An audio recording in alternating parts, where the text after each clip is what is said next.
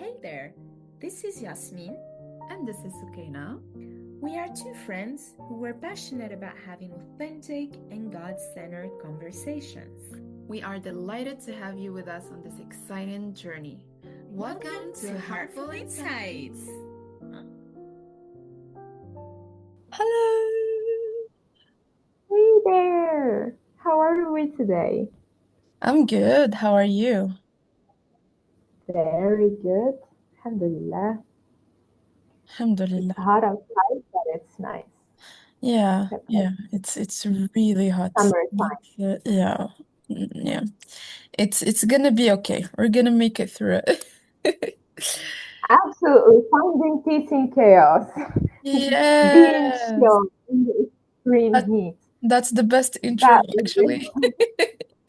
That's literally the best intro. Perfect. I think this is literally your comfort zone because I know that so many times when I feel sad or low, I would always remember when you tell me that this is where you are tested and this is where you get to really show that you believe and where you actually have real faith.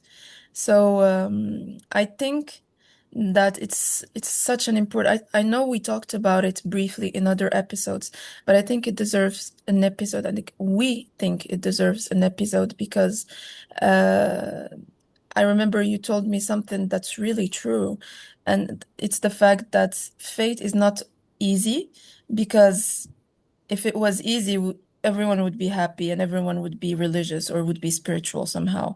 But it is not easy because this is the part where everyone actually gives up and everyone is like, okay, this isn't meant for me, or I'm not meant to live the life I wanted. And this is where you real believers actually get to keep going and keep pushing. And right after this period, literally miracle happens. And I think this is your your thing, so I'll let you start with it because I know it's something that you talk about pretty well.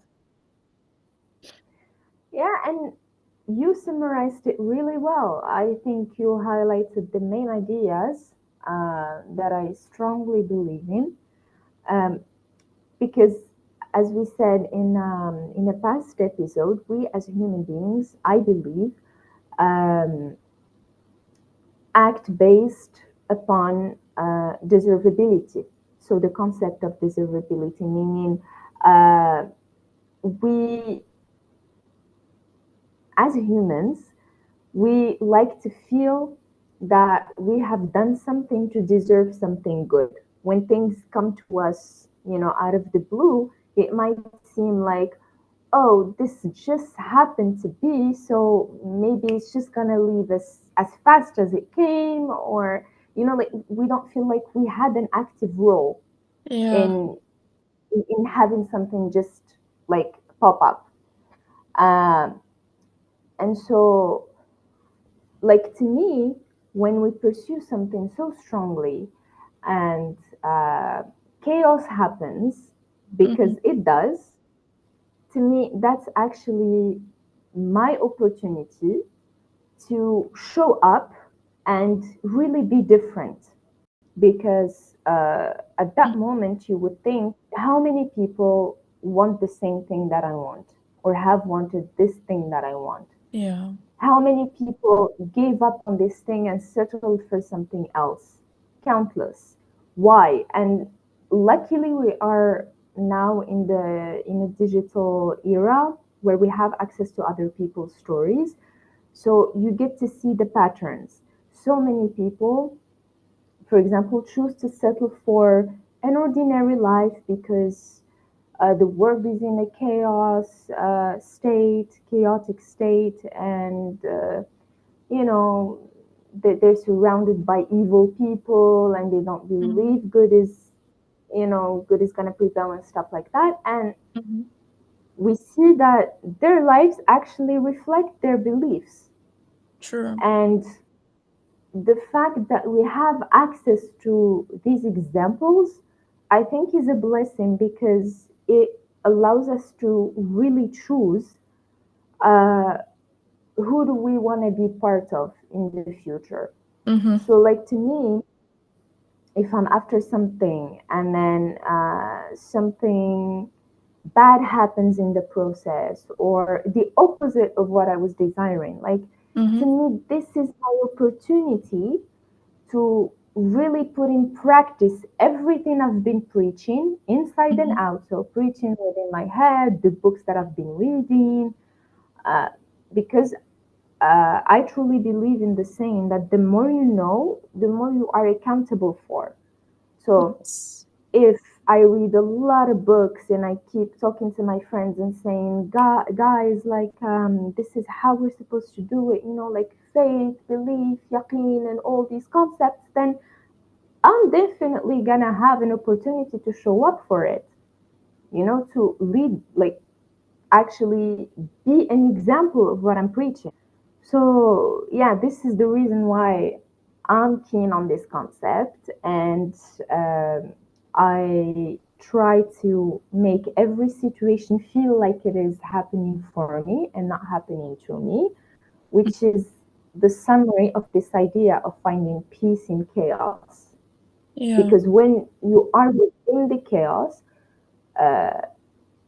you choose to believe that no matter what happens right now, this is gonna turn out to be the most wonderful thing that has ever happened to me. I'm like, I choose to believe in this. Mm. So yeah. Yeah, no, that's very true. Plus, I think if we're gonna see it from another perspective, the idea of wanting something or having a goal is actually us looking at a new perspective, and the new perspective or the new goal comes with the new habits, the new us we're creating inside of ourselves. And this person we're creating inside of ourselves is the person that in our mind deserves this. So it's a whole work we're doing inside of us. I think doing that takes a lot of effort. And even if we're going to talk about it like from my personal experience, I think this is where you get tested, because when you start, for example, the law of assumption, or you have a new goal and you're working towards it, and you're like, okay, so I'll start doing this and that and this and that, and I want this and I believe in this, and you start with the affirmations and the new habits and the new ideas, you start to rewire your brain, which is a great thing. And then at some point, you're very happy because usually in the beginning, because it's just the beginning and you're creating new pathways in your brain, and it's exciting, and the new routine, and you start to see signs of whatever you're wishing for, and you're very excited. But this excitement actually doesn't last for long, because at some point there will be resistance, and it's a natural resistance, even in the brain. Your subconscious is like, oh, I have old beliefs, I'm still here. The old beliefs are still there. And you talked about deserving something, and it's mostly about that. Maybe your subconscious still believes you don't deserve this. And maybe with all the work you're doing, like when I read about it in neuropsychology, you're creating new pathways in your brain. So it's like your brain is rewired, and those pathways that you're creating are for you to confirm the new beliefs. But the thing is, at some point, it becomes the new beliefs and the old patterns, because there are also pathways that are old and that refer to the fact, for example, that you don't deserve this, or that this is too good for me, or life cannot be that perfect for me, or okay, I saw some examples, that's enough for me. I'm not ready for more. And I think this is where you're like, okay, so will you really own it? Do you really want this? Do you really feel like you're gonna go through it? And usually the crazy part about this is that it always starts with silence. You feel like nothing moves, you don't know what's happening, and right before there was the excitement and the movement and everything was happening, and you feel like it's manifesting somehow, and out of nowhere, silence, no signs, nothing is happening, And this is where most of people, and me included at some point, I'd be like, okay, that was a nice dream. So now I think reality hits back, you know? I don't think I'm supposed to go like all the way, or even if you don't say it that clearly, like if you're not that brutally honest, you'll be like, yeah, but anyways, these things do not exist, such as the law of assumption. I think also the thought that arises for me personally, and I think for many people, is that you're like, okay, this is what God has written for me. Maybe we're not supposed to go beyond what God has written for me, you know? Like this is like maybe this is a red line. Okay, I wished for that, but maybe this is God's sign that no, like you're not supposed to go beyond this. Like this is the best that you can do. And I think it's dangerous because when you put God's name in it, this is where it gets dangerous because if you're a true believer, when you put God's name, it feels like you broke everything behind because all the old beliefs would be like, okay, like we had fun, delete all the pathways, it's over, we're not gonna go beyond this. And it reminds me, I think I talked about it in the podcast as well, but there is an ayah in the Quran that says, I don't want to quote it because I don't know exactly what it is, but it clearly refers to, do you think that when you say you believe, you will not be tested? Do you know it? Yeah, I need to yeah. get back to it, We maybe can, put it in the bio or something, but it's a really powerful one. Like when I read it after the experiences I had, I was like, wow, it was so straightforward. Like it wasn't one of those ayat that you can, be like, maybe it means this. It was a clear one. Like, do you think that if you say, I believe in this, you will really not be tested? Because if you say, I am sure God is going to give me this and that, and you've been through the steps that we talked about, like you envisioned and you feel like it's the right thing for you, and you prayed about it and you feel good about it, plus it's something that is aligned with what God would want you to do. It's not something bad. You're not harming anyone. You're not doing something against his will. And at the contrary, ideally, you would be like aiming to serve and to help and to bring added value. There is no reason for it not to work. So I think when you see that, you're like, it becomes more like a sweet challenge than a disappointment. You know what I mean? absolutely, absolutely. And you raised some really interesting points throughout this this conversation.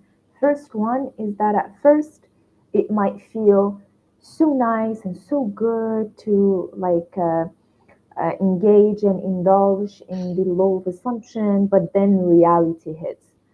And this is, I think, easily comparable to um, subscribing to a gym membership, for example. Like you want to start a healthy lifestyle, you're on your healthy journey, healthy era. You're gonna you're gonna start going to the gym every week because you feel motivated, and it's like, hey, body goals and whatever. But then that motivation is never gonna last. Every day, every day, every day, feeling the same amount of eagerness. Mm, But what's gonna get you through is your commitment. And this is a really, really important concept that we all need to grasp. We have to be as committed to our dreams and goals as we are committed to, like, waking up and going to our jobs because we need to make that money at the end of the month, for example. Like, you make a commitment to sign a contract with your employer, or if you're an entrepreneur, you signed a contract to deliver this plan. You're not going to be happy all the time working on that plan or working with that client, but you're committed, like, through mm, highs and lows, through ebb and flow. And this is the secret.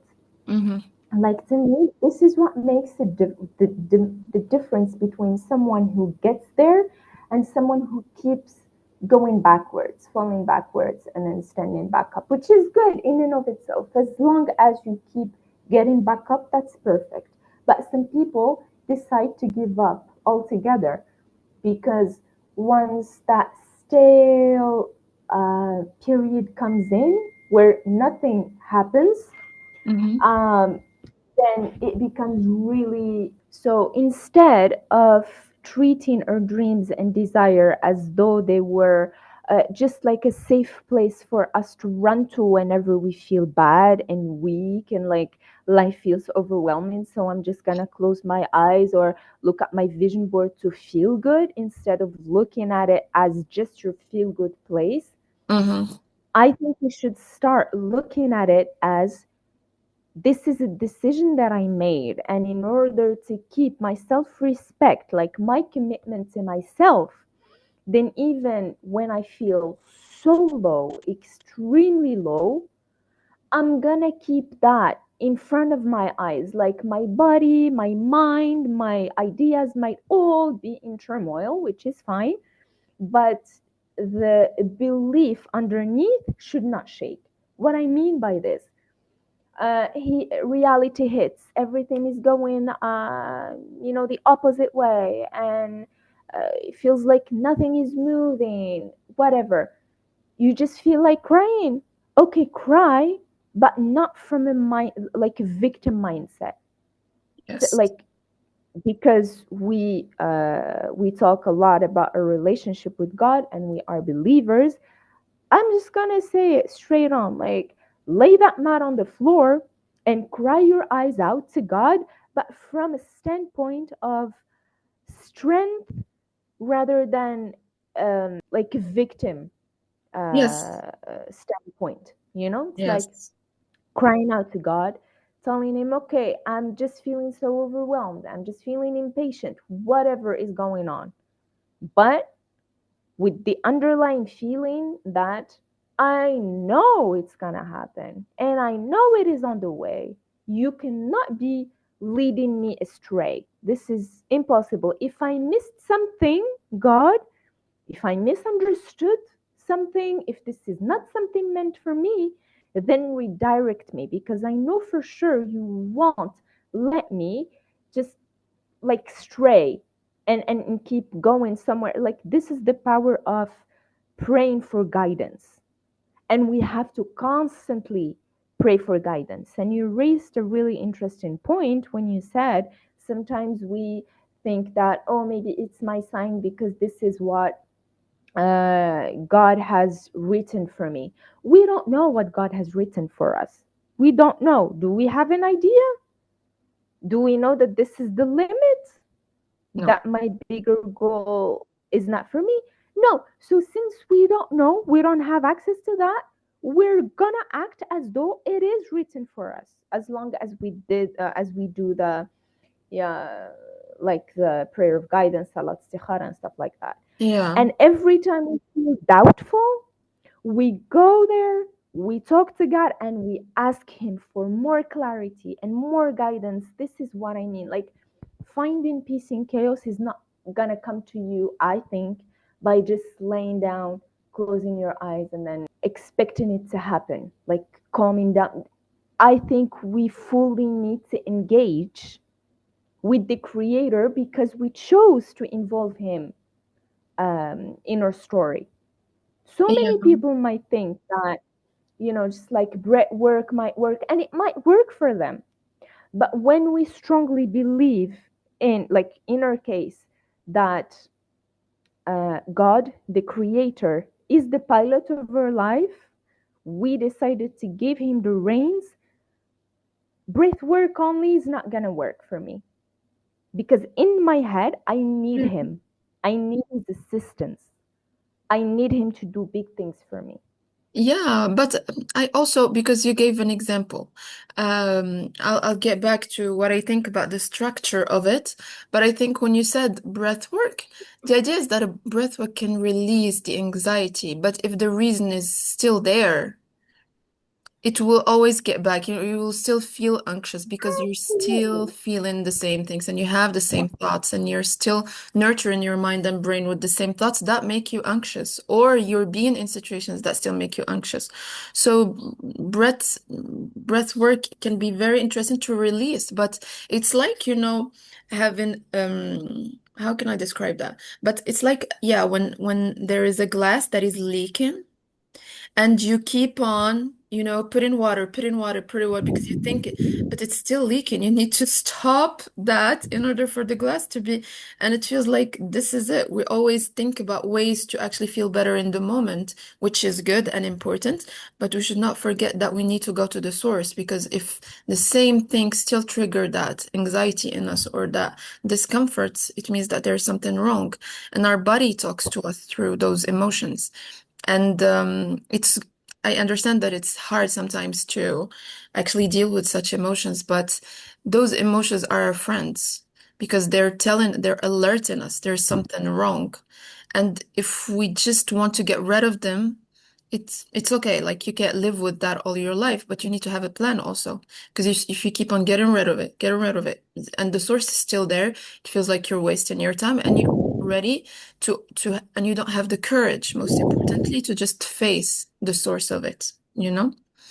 But about what you said, which is very interesting, I think that if I need to break it down, it starts with the clarity, which we talked about.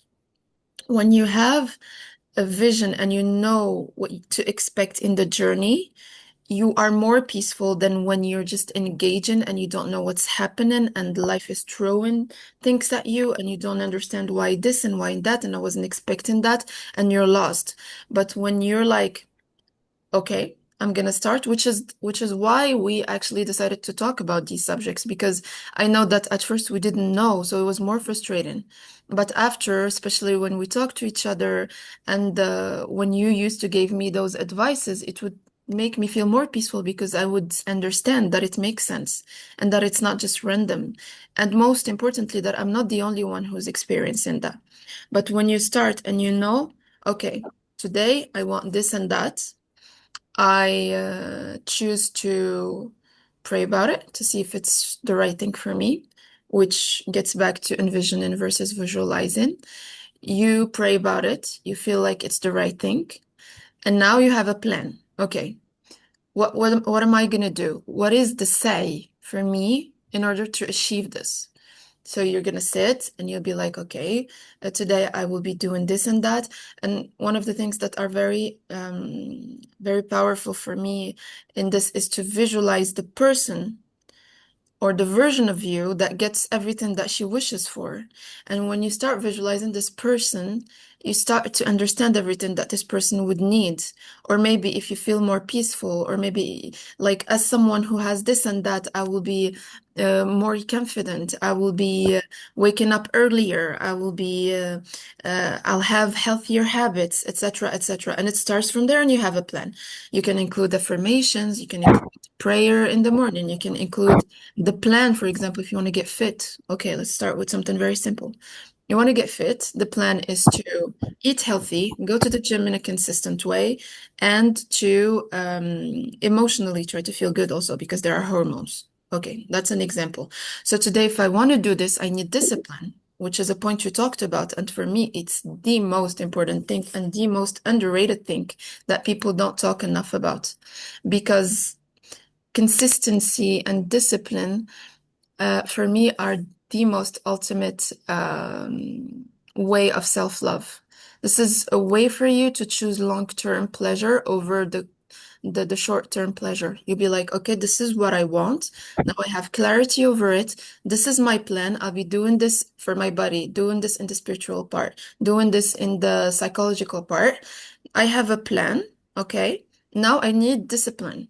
So I will be doing this and that and this and that. And very important thing you talked about as well. Discipline is all about doing things when you don't feel like doing them, you know? You feel like in the morning, I don't feel like going to the gym, for example.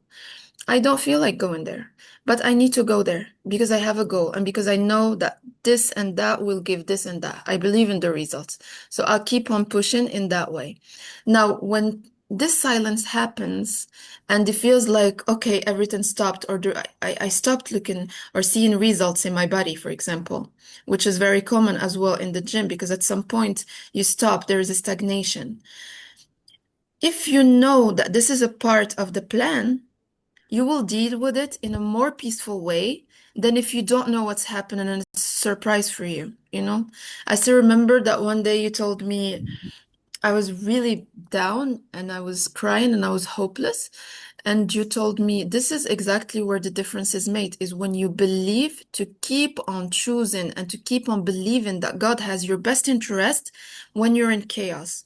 And I think that in itself is a mind shift that is mind blowing because you go from I'm a victim, or even if you don't say it that clearly, like I lost faith in that, or I feel like life is unfair, I'm disappointed, to, oh, this is a challenge for me. Am I gonna win? Like, am I gonna do something in it? Like, and you said something, you were like, what is it you said? But I remember I told you, I can't remember the right words, but I still remember the words that had the impact on me. And it was like, all the hardship you go through in that phase, you get rewarded for in the eyes of God because you chose to keep on believing when everything was telling you that you're not supposed to believe. Or you kept on having faith while everything was telling you no. Like it's, and this is what makes you different. And really, the mind shift is insane because you start to feel like, what am I gonna do about it? Like this is my, like, okay, I'm tested.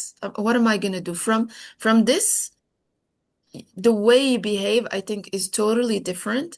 And I think also that this is what makes a true believer, because it's very easy to say, I believe in that when you're just, cool or chill and everything is manifesting and it's good vibes all around you.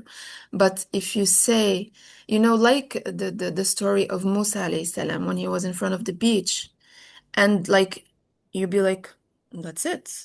خلاص, like I'm gonna die. I have everyone behind me, but everything was showing that no, you're done. But he still believed. Like I think this story is all about that. And out of nowhere, God intervened in the least unexpected way.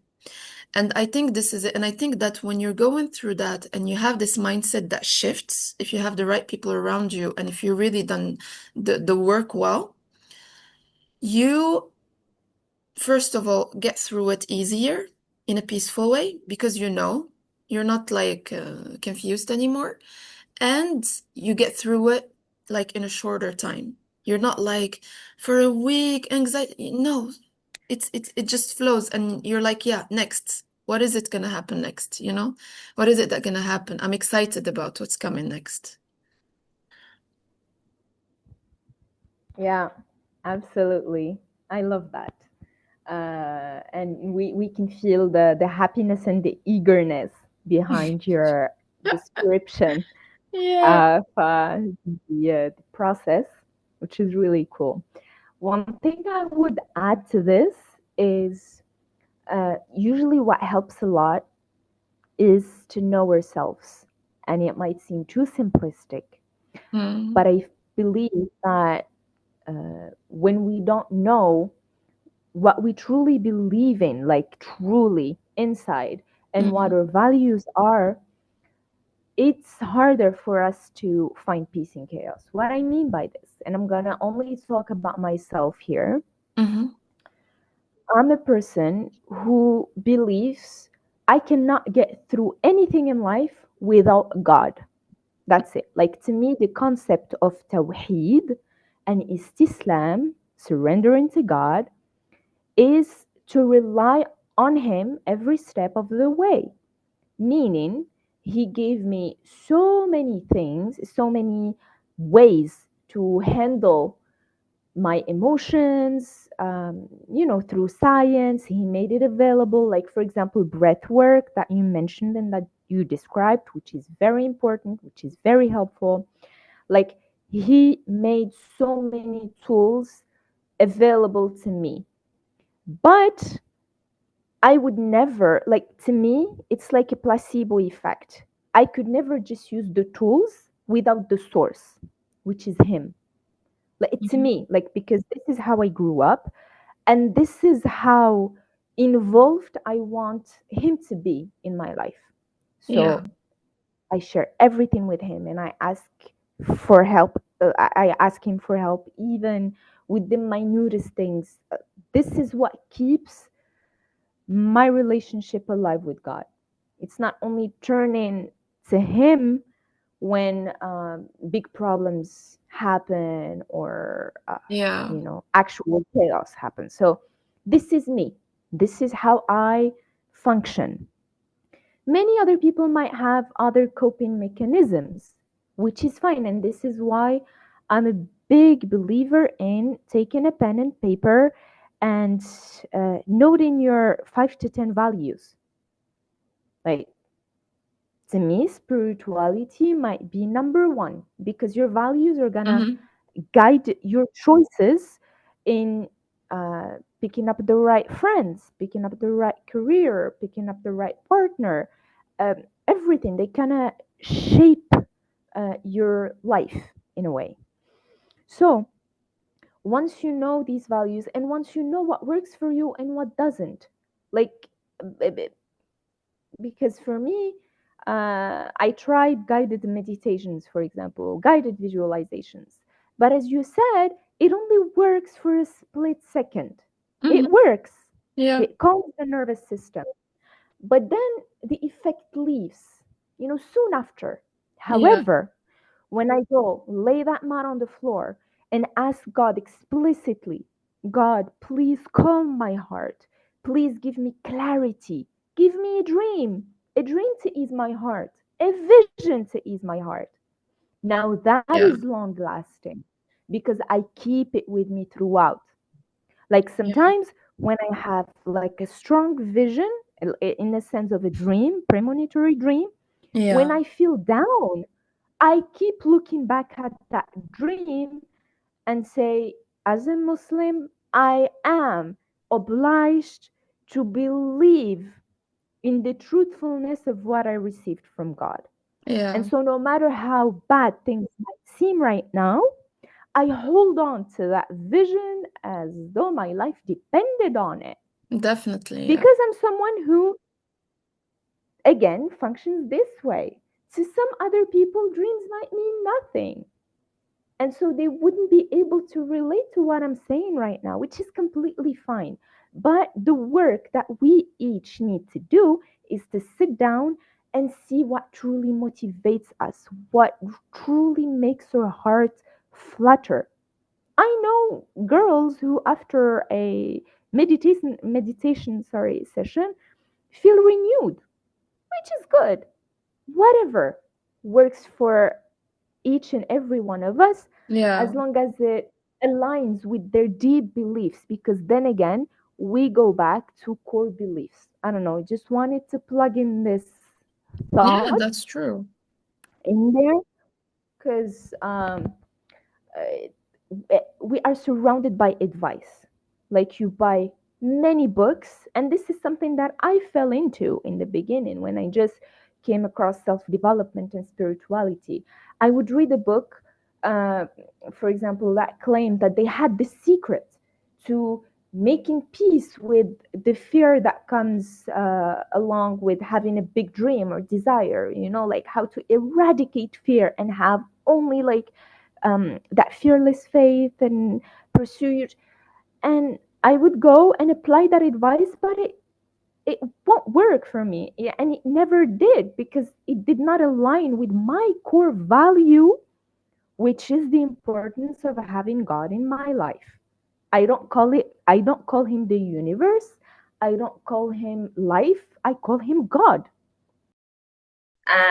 And I think we shouldn't just blindly follow advice that's out there. It's good to take ideas and experiment with what we read and what we hear, but ultimately spend more time getting to know our true needs, basically. Yeah. Yes, I totally agree. And what you said is very powerful because it's the practical side, which is the most important thing. And what you described, which makes me feel better too, is the fact that you talk to God about everything you feel and you ask for everything that you want, like clarity, like you want, or you want him to ease your heart and stuff. And it's true that practically people would just take a pen and write their feelings because they would have more control, or they would put their fingers on exactly what it is that makes them so anxious, etc. And take a look at it and then put or write whatever they would, for example, tell a friend or whatever that it is that suits their heart. And it's almost the same, but I personally think that when you involve God, it's more strong or it's stronger. Give the example of I am someone who's very calm usually. Like anxiety isn't a part of me. And the first time I had anxiety, I remember it was in COVID time, and I didn't know what that was. I was kind of lost, and I was like, "What is this feeling?" Like I'm not used to feel that frustrated and to have my heart written that way. And I tried so many things that you said. I tried meditation, guided meditation, whatever, whatever.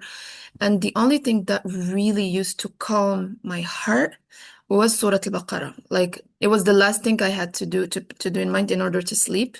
Yani, leave prayers apart in the beginning, just to sleep, just for my body and nervous system to just calm down. Because at that time, uh, it wasn't the process of a law of assumption, but I know it could happen in the process of the law of assumption because your anxieties might arise and you might feel things that you've never felt because you're getting out of your comfort zone. Your subconscious is changing patterns and you're stepping in a new era. And I think that Surah Al-Baqarah was the only thing that would help me sleep, literally the only thing. And I still remember there was also an information that was very powerful and that helped me. And as we say, knowledge is light in Islam, really, al-ilmu nur, because that information changed my perception somehow. And it was the fact that at that time I used to have like my heart beat like it's gonna stop. I would feel like it's gonna stop. And I didn't understand because I went to cardiologists and they were like, everything is fine, you have nothing, it's reactional. And I really pushed it and everything was fine. So I knew it wasn't physical. And when I started making researches about this, I found that many people struggle with this for years. And I only struggled like for 10 days and it was a nightmare for me. And I was like, oh my God, I cannot live my life this way. Like, I will do whatever I have to do, but I cannot live my life this way. I know myself, my peace of mind is and has always been my priority. And I read an information that really changed my vision or how I used to see that anxiety.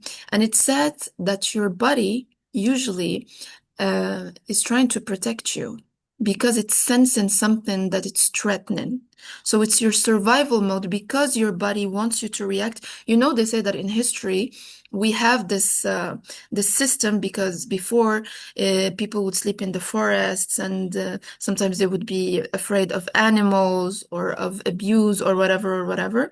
So we have this natural instinct that when you feel like something is wrong, your body has to alert you in order for you to do something about it, to save yourself. So nowadays, we don't have all the threats we used to have before, but there are things that your body actually explains as a threat. It can be a thought, something that your subconscious actually interpreted in a specific way. So this thought is very threatening, and you feel like your body has to do something to actually save you, and it's actually making your heart beat a lot more. And when I read it that way, I was like, oh my God, God is really big. Like, look how even my body is speaking to me it's a love language actually, and it's something we all hate. And it's like it transitioned this relationship I had with anxiety as something really bad and a nightmare to, oh, my body actually loves me and it's trying to save me, and that's why it's giving me those signals. So I remember I had a very clear think I used to do about it. And it was Ramadan. It was like just the beginning of Ramadan, which I was lucky. So I would do something is that I would always do Qiyam al-Layl for like 30 minutes or whatever. And I would pray, pray and cry my heart and cry my heart and say everything I have in my heart. Because you don't feel judged when you talk to God. With people, you can filter. With God, you will never filter because He knows it anyway. Like He knows it better than you would have actually describe it. So sometimes when you even don't find the words, you're like, God, like you know better than me. You know exactly how I feel. You know how it's unbearable. You know how much I cannot stand it or whatever. And I would cry, cry, cry, cry. And when I would go to bed, this is the moment that actually the anxiety gets really high. And I would feel my heart like beat so fast. And then, but when I started doing the Qiyam Layl, it wasn't as intense. So I already witnessed the change. And every time my heart started to beat a bit fast, I would be like, it's okay. I am here. Don't be afraid. So the way I talked to myself was different. And I was releasing at the same time with God. And so this work or this, the effect of doing this and that and this and that, I felt like slowly my heart wasn't beating that fast. And also something that was really important, and I believe in it, and I know that you do it too. I believe in doing so many things. Like I want, let's say, I want to feel better. Let's keep the same example. My anxiety is driving me crazy. I want to feel better about it. So I will do everything I know. So I will do the affirmations, even if their impact isn't that big for some people. But no, the effect that it can have of 0.01 is actually very useful because if you add the affirmations and you add the music you listen to and you filter it, and you add the movies you watch and you filter them, and you have a very disciplined routine, and the fact that we pray 5 times a day is not a coincidence. It's the best way for us to have a discipline and to actually get back to ourselves. So that and this and that, and when you do a lot of things, it's like you feel like you're doing so many things, it cannot not work, like I'm doing it all. The things that have the most effect and the things that have the least effect. And in the end of the day, it cannot not work. It just gives you that feeling and that confidence. For example, for the gym, or okay, let's go. I'm actually trying, or as you said, you use the examples of things that are very basic and people can take them anywhere in their life because we can be dealing with so many things. But I'll be like, I'll eat well, I'll hydrate well, I'll go to the gym in a consistent way, I'll actually sleep well, I will do the affirmations of me being fit. I will try not to get stressed. I will not just focus on one thing, you need to actually focus on all sorts of things that can help you go through this. And at the same time, spirituality is the base of it, because if you don't really believe that God is going to help you through it, none of it is going to actually work, But I believe in this, like doing all sorts, and I know you do that. I actually learned so many things from you in that matter. So I think, yeah, as you said, in the practical way, for me too, spirituality is very important, and coping mechanisms are different indeed. But I think they all get back to the same base of the fact that you need to put your fingers, or to actually pinpoint the emotions that you feel, why you feel them, and change the thought behind them. Because this is exactly what we do with God. God, I'm afraid. God, I feel frustrated. I feel disappointed. But I want you. You're with me. You are going to help me. I want clarity. I want you to help me through visions. I want you to help me through signs. Give me. So this is the best way for you to change the narrative. Some people will do it the classical way, but I generally think, I don't know if researchers have been made in that sense, but I really, I can swear on the fact that if you do it with the spiritual think, it's 10 times, 100 times better, faster, and more effective. Yeah, no, absolutely. So, I mean, two wonderful things you mentioned. The first one, absolutely. Do as many things as you can, because when we feel like we are doing our best, then it strengthens the idea that it cannot not work. But the other thing to keep in mind is that even when you feel so low and that it feels like you cannot do all these things, it's still if you only focus on one thing, which is your unshakable faith. True. Okay, you feel like doing the affirmations today. You feel so low, so helpless, so whatever. You're just not in a good mood. You don't want to listen to affirmations. You don't want to watch a movie. You don't want to. It's fine. But always keep one thing that's negotiable. And luckily, we do have prayer because, like, sometimes even when you have that period, that rough patch where these exercises are not really, you don't feel like you want to indulge in them, choose just one. Prayer helps in the sense that, okay, I know that when I'm going to pour my heart out to God, and at the end of the day, I'm just going to close my eyes and think of the outcome. I'm just going to think of the outcome and give thanks to God in advance that He made it. Only this practice. I wouldn't call it law of assumption even. It's just recognizing that even though I'm here now, I'm in this chaos, my way to find peace is to really feel myself at the end and giving you thanks in advance. Yeah. That makes sense? So, Of course. like, yeah, the more we do, it's effort that is never going to go to waste. But, like, knowing that when we get through some rough moments, still, like, things are going to keep progressing, even with us doing what might seem like minimum effort. But it's not minimum effort, because this is the most powerful thing that you can do. It's praying and recognizing that no matter how bad it seems right now, you still chose faith over fear. Yes, very true.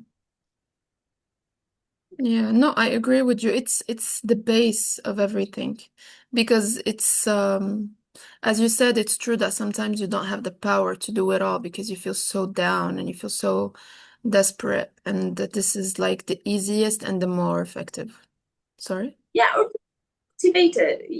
You don't feel like, watching an uplifting movie. You just want to chill. Yeah. Something else. And not necessarily, you feel like you need to sleep with the Quran, for example, instead of Yeah, affirmation. That. of Do course. you have to have like one non-negotiable practice. One. Yeah. Really Yeah. hold on to. One or two. That's very So true. Yeah. Especially, it's true that in this phase where it's really chaos and you feel like you've lost it all, you don't always have the strength to do everything. If you can, it's a great thing, but if you can't, it's true that since actually we're talking mostly about spirituality in our podcasts, and it's the base of everything.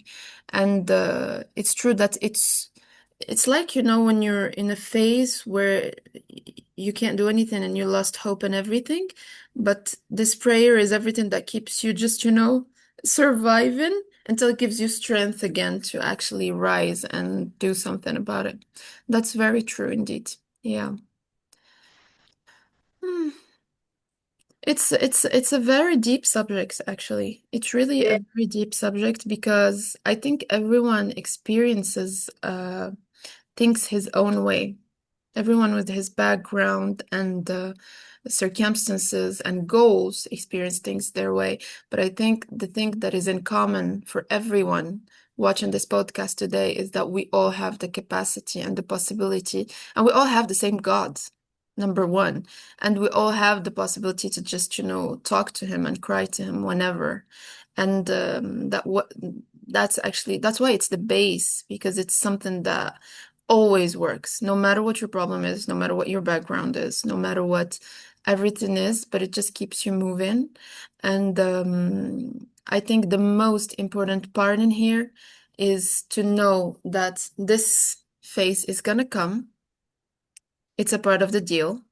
And when you know what to do about it when it's gonna come, it's even better because you're like, okay, if it happens, I know what I have to do. I know I'll pray. I know if it's bad, it's gonna get easier and God is gonna help me through it.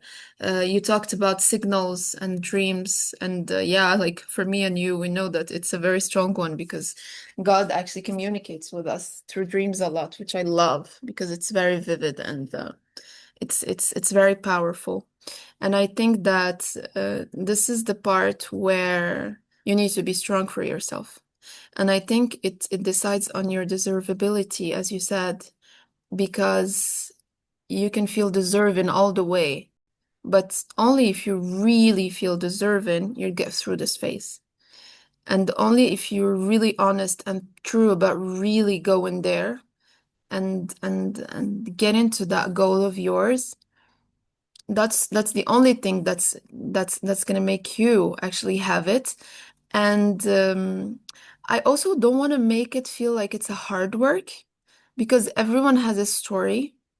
And that's why it was nice for you to say that, you just have prayer, like worst case scenario, just go pray and put Quran and it's gonna get better, don't worry. It doesn't have to be perfect. But believing that you'll get through it and testing all your beliefs is a part of the game. You just have to be ready for it, I guess.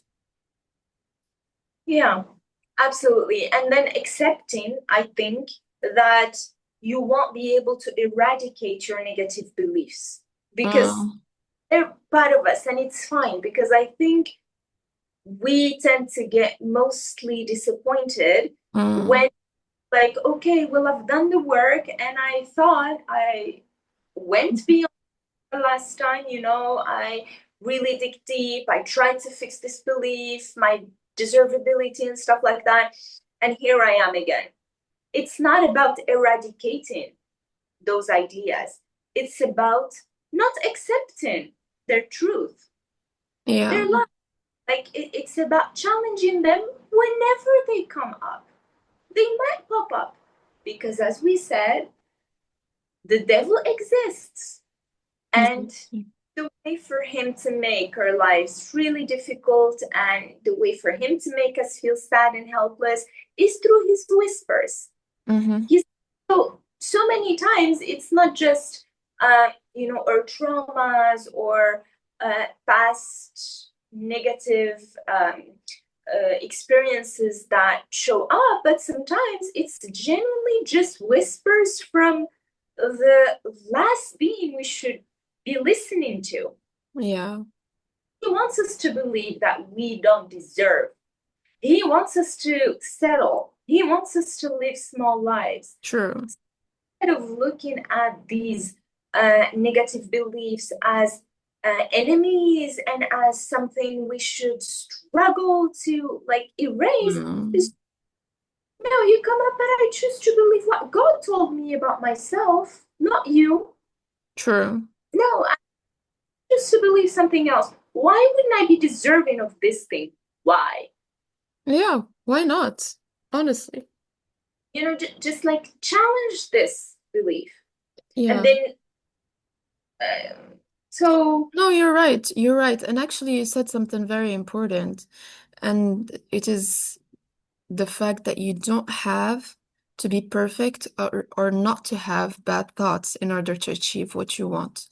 We're humans, and this perfectionism that we've been taught and we've been seeing lately is so toxic.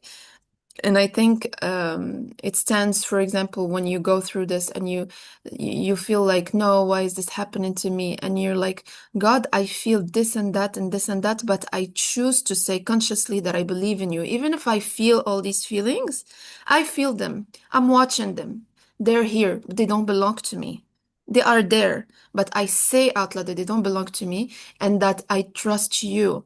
And I do not think that we only achieve what we want when things are perfect. It's a journey. We will only get better, but we will never be perfect. In this planet Earth, we will never be perfect. So I think that this is actually a barrier because when you think that you have to be perfect in order to achieve it, that in itself is a resistance and you'll never be able to do it. But the most important part is for your faith to be more important than your fears and to always overcome it and to do your best. I think that's the rule. Absolutely. Absolutely. And, we already talked about this. I don't know if we actually did mention it in one of the podcasts or just one of our past conversations, but that's the main issue with the self-development industry and the coach right now, because I feel that they tend to sell this idea that in order for you to get what you want, you have to achieve perfect faith. Now, notice ever named it perfect because it is impossible. Because even the prophets, when Zechariah, peace be upon him, asked God for a child, and his wife was infertile and very old, stuff like that, and he got the message from God instantly that he is going to be having a son. So God shared the glad tidings. He said, please give me a sign. Give me a sign that this is actually a true vision. And he was still blown away. You know what I mean? And then he told him, your son won't be able to speak for 3 days. That's it. So that is beautiful. When you see the prophet Moses, peace be upon him, he's the prophet that was chosen to speak to God. He was the only one named Kalimullah. And he is the prophet that God talks about most in the Quran. Like, his story is very relevant, and it's in so many surahs.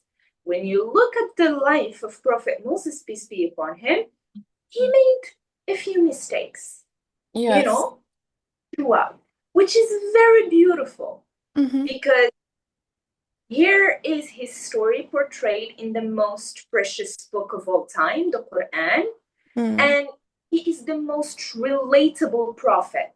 He's the one who showed like many human emotions. He showed anger, even like he threw the plaques, out of anger for the good reasons. But he was never portrayed to be perfection. And so I think that this truly shows how merciful God is, and graceful he is towards our mistakes and towards our shortcomings. The only thing that is requested of us is to constantly and consciously choose to believe in his goodness over our own negative thoughts and doubts and whispers from the devil. That's it. This, like, if we were to summarize this podcast and the importance of having faith in order to achieve our desires, it's just in this: God wants to see that we believe in his goodness more than our fear from the devil's whispers. That is it. Yeah, that is very true. I really want to end this episode with a story I heard yesterday, which was really, really inspiring, and it's an Egyptian rapper.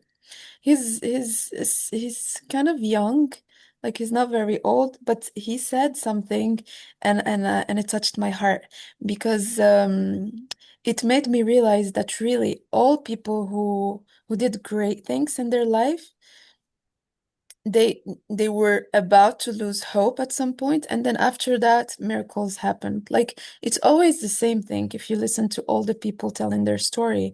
And he said something. He said, never give up, because you don't know if the next step God has written for you is actually that step of your dreams coming true. And he gave an example, and he said that he's been through a lot and he was doing rap and everything, and his dream was to go to the USA. like everyone back then. Like he said, that's it. I won't continue to write rap. This isn't taking me anywhere. And I will go to the USA, even if I have to work in a restaurant. That's it. I want to go to the USA and I will start my life there and I will start new, the American dream, whatever. And at that time, it was like he's been working under his rap and everything for like years. And so he tried to have the visa for America, and he had it twice, but couldn't travel twice. And he was like, everything was ready, but I couldn't travel because their school, when you're studying, you cannot travel. Like he had everything, the papers and everything, and he couldn't. And he said he was so mad. He said like he would look at the sky and see a plane and be like, this is where I'm supposed to be. I'm not supposed to be here. I need to go, That's it. I lost hope. And he said he was almost in the highest rate of, like he was very depressed at that time. And he said that after that, when he lost the opportunity to travel twice, it was the same year, by the end of the same year, he got famous, and this changed his whole life. Like he said that the change was like radical. It wasn't like just a step forward. He said that my life changed and I got to be super famous and everything changed for me. And he said that now when I look back at it, I'm like, look how God did things. Like I wanted something so bad because I was in a dark place because I tried so hard for so long. So I lost hope and I was like, okay, I want to go there. But God was like, you don't need to go there. You I gave you the visa and everything, but you're not supposed to go there. You're not going there, and you're gonna be super famous and super successful in your country. You don't even have to go and do everything to actually be famous. And he was like, if you think about it, you'd be like, wow, I was this much to actually achieve all my dreams. And he was like, in that time when it was really bad and he lost all the opportunities to travel, he was gonna lose hope. He was like, okay, I'll stop rap, I'll stop everything. That's it. I'm tired of all of this. And he said, at some point, I was like, no, I'm not gonna stop. I'm not gonna stop. I love this, so I'll continue I'll continue doing it and I'll see where this is gonna take. And he said, if I had given up at that moment, maybe I wouldn't be here in the interview today.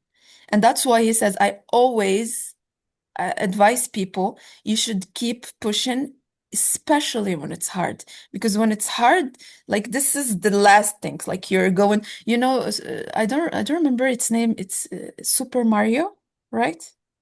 In And the end, before you actually play, and it's very nice. It's in the garden, etc. And in the end, before you finish the stage, you always have the monster that you have to beat in order to go to the next stage. I feel like this is it. Like literally, you have to beat the monster, which is your fears or whatever, in order to actually elevate. So I hope, no, yeah, it's a yeah. beautiful story. Yeah, it was very inspiring, especially when he described it, because you could feel that it was very true and genuine. And it kind of reminds me of something that you say a lot, which is very important. Mm, don't try to show God the way. ما ترسمش ربنا الطريق. Yeah, Because like now what I got from this rapper's story is one thing. Like what was his goal? His goal was to be famous. mm, That's it. That's the intention. That's the thing that was driving him. Like he wanted to go to the US because he thought it would give him the opportunity to get big and to have a good life, basically. yeah, Right. So in his case, if he were to apply the principles that we're talking about, is yeah, I have a goal. I want to be a famous rapper, successful rapper, yeah. right? And then where, how, when, Mm-hmm. all of these, Yeah, none of our business. I dream yeah, of the maybe if it's like an intense dream, but for the right reasons, for the good reasons. If the idea was making him feel good, and you know what I mean. So yes, it's yes. like ideal always comes to pass. like the thing that you're obsessing over, but not for the wrong reasons. Because oftentimes when we feel like we're running away from something, that's your ego. I mean, Mm, like, you true. know, Yeah, oh that's man. very true. Yeah. Well, that's nice. I truly hope that whoever listens to this podcast and is going through really hard time, uh, I hope you don't give up, and I hope you give yourself the love and the courage to keep pushing. And sometimes to keep pushing doesn't have to be something powerful or big. Sometimes it's just to watch your emotions and to just feel like they don't belong to you and to watch them leave. I think this could be the most powerful thing you do, and to just pray to God and cry and release everything that you feel. I think this is pushing too. Everyone has his way to keep pushing. So if you feel like you can't do anything and you're too weak or too hopeless, I just want you to talk to all of this to God and to pour your heart into it, and to actually keep on waking up every day knowing that God, when 5 times a day we say Allahu Akbar, Allahu Akbar, every time we say it, it's really it's more meaningful than just saying Allahu Akbar. God is bigger than our fears. God is bigger than our dreams. It's nothing for him to make our dreams come true. It's nothing for him to actually make things easier for us. But if it is a specific way, it is for a reason. So we need to believe in that, to believe in him, and to always get back to him, and we will always find the right way through him, honestly. Yeah. Beautiful way to conclude this episode. Beautiful. Yeah. Thank you so much for sharing this today. Thank you. It's always a pleasure. Good vibes. Powerful Yeah. as well. Sorry, I didn't hear the last part. Powerful reminders to us as well. Of course, big time, honestly. Yeah. That's the great thing about podcasts is that you actually get to remind yourself of all the things that you basically know. But I hope this finds you in a good place in order to be prepared for whatever is coming, or helps you get through the hardship that you're going through. Uh, I think this is the end of our episode, Yasmin, unless you have something to add. No, I mean, it was really enriching. Thank you for your uplifting words. And yeah, share your thoughts with us, what you would love for us to tackle on the next episodes, or all ideas are welcome. So Yes. yeah. I would really also want to have people's comments of their stories, because hearing people's stories can reinforce our faith big time. So do not hesitate to share your stories for us in the first place, and for everyone who would go through the comment section, because it would truly, it's always great to share when it comes to faith, because it always enforces it. So yeah, I think that's it for today. I wish you a great day. I wish you a great day, Yeah, Yasmin, as well. And thank you too. You too. see you in the next podcast. Goodbye. Bye bye.